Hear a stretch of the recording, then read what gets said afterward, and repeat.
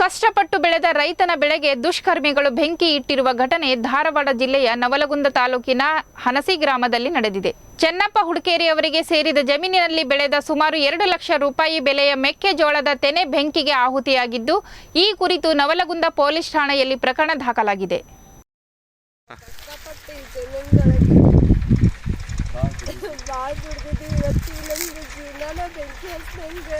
ನಮ್ಮ ಜೀವನಕ್ಕೆ ಬೆಂಕಿ ಕೊಟ್ಟು ಹೋದ್ರೆ ಆದ್ರೆ ಯಾರು ಮಾಡೋಣ ಅನ್ನೋದು ಗೊತ್ತಿಲ್ಲ.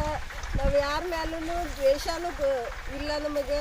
ಆದ್ರೆ ನೀವು ಅದಕ್ಕೆ ಏನು ಪರಿಹಾರ ಕೊಡ್ತೀರೋ ಗೊತ್ತಿಲ್ಲ ನಮಗೆ. ಪರಿಹಾರ ಹೇಳ್ರಿ ಅವ್ರು ಕೇಳಿದಂಗೆ. ಎಷ್ಟು ಎಕರೆ ಹೊಲತ್ರಿ ಇದು ಅಜ್ಜಾರ? 5 ಎಕರೆ ಹೊಲತ್ರಿ. ಎಷ್ಟು ಗಾಡಿ ತಿನಿ ಆಗಿದ್ರಿ? ಒಂದು ಅಂದಾಜು ಎಷ್ಟು ಲಕ್ಷಣ ಆಗೈತ್ರಿ? ಎಷ್ಟು ಇದ್ರದ್ದು? 2.5 ಲಕ್ಷ ರೂಪಾಯಿ. ಹೌದನ್ರಿ. ಹ್ಞೂ ರೀ. ಯಾರು ಮಾಡ್ಯಾರ ಅಂತ ಗೊತ್ತಿಲ್ಲ.